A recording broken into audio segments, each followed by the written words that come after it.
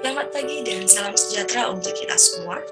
Perkenalkan, nama saya Erin, NPM 2040402113, lokal C4 Ekonomi Pembangunan.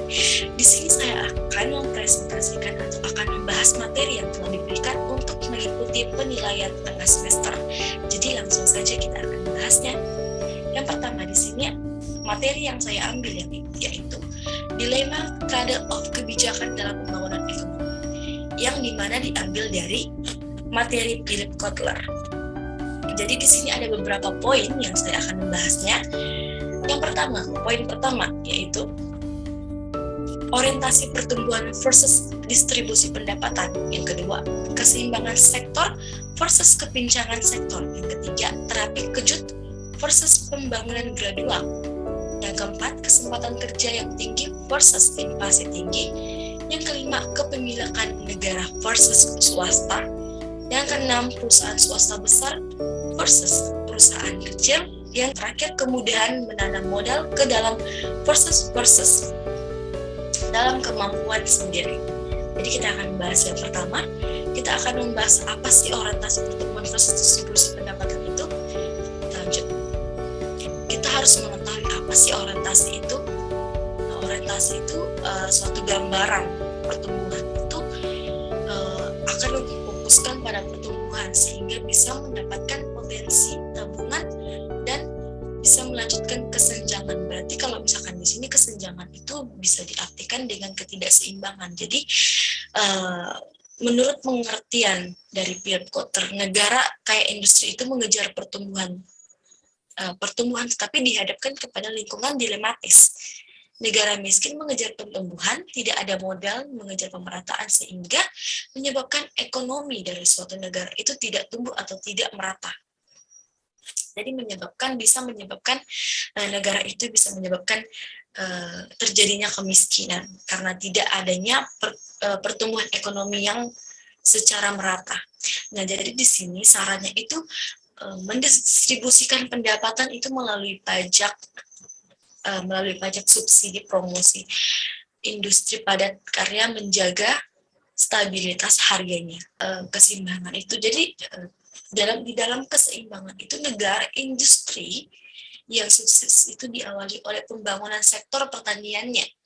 Jadi contohnya di Inggris pada abad ke-18 itu mereka infrastrukturkan pertanian dan melarang impor gandum sehingga mereka menaikkan harga atau kenaikan harga itu naik dengan pesat. Bahkan di negara Cina itu juga pada tahun 1979 dan 1984 mereka mengembangkan pertanian dan industri di pedesaan atau bisa disebut berjalan atas dua kaki. Bahkan di Jepang juga mereka menaikkan produktivitasnya pertanian itu dengan sangat dan pajak yang tinggi. Nah, di sini apa sih sektor pertanian itu? Jadi di sini tuh mengapa peran penting dalam sektor pertanian itu? Karena sektor pertanian ini tuh meliputi berbagai hal. Yang pertama itu meliputi subsektor pertanaman, bahan makanan, subsektor hortikultura, bahkan subsektor perikanan, subsektor peternakan, dan subsektor kehutanan. Jadi di sini mengapa pertanian negara industri itu sangat penting? Karena meliputi berbagai macam subsektor. Nah, di sini juga dijelaskan bahwa pertanian memainkan peran penting. Negara yang tidak mengabaikan pertaniannya akan mengalami kemacetan dalam pembangunannya.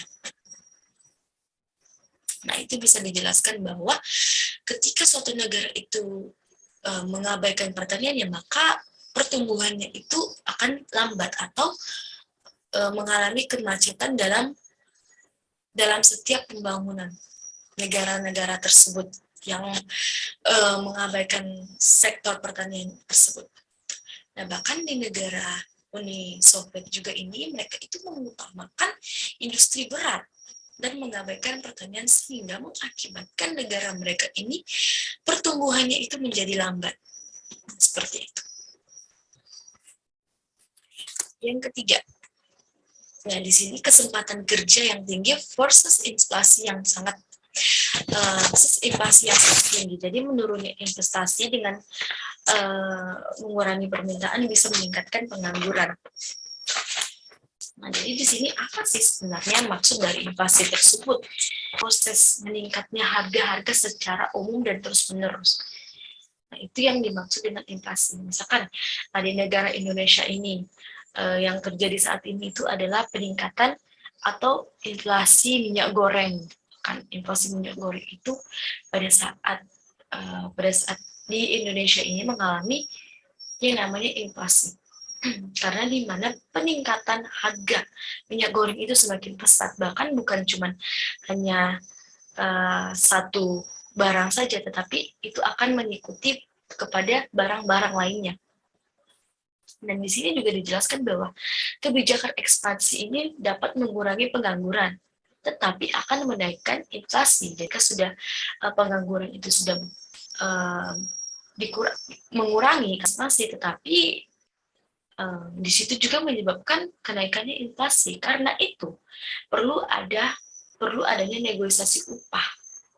Karena membiarkan upah sesuai mekanisme pasar bisa mendorongnya inflasi. Lanjut. Kemudahan menanam modal ke dalam versus memulai dengan kemampuan sendiri.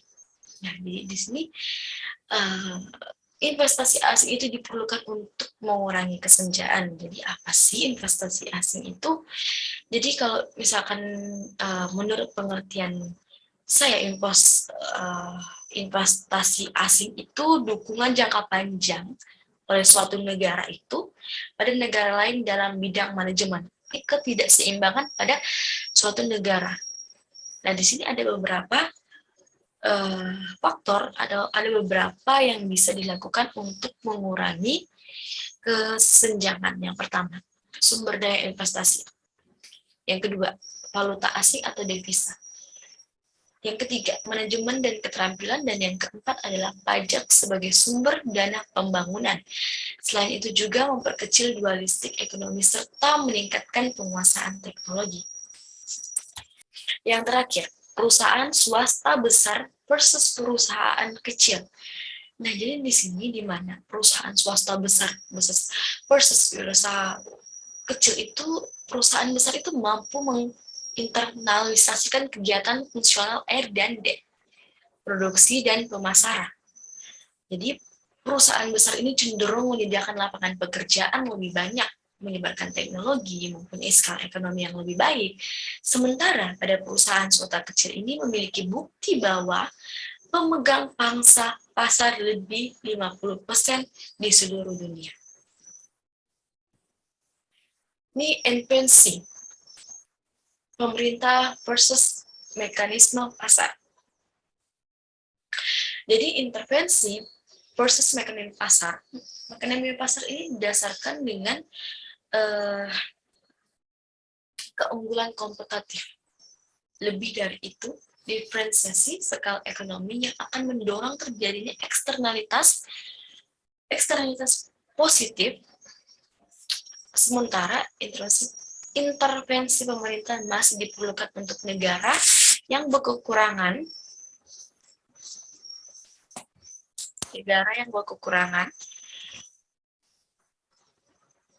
infrastruktur, kendala kelembagaan. Semakin maju suatu ekonomi, semakin menurun intervensi pemerintah. Oke, itu saja yang dapat saya sampaikan dari materi tersebut. Kurang lebihnya mohon maaf. Sekian dan terima kasih.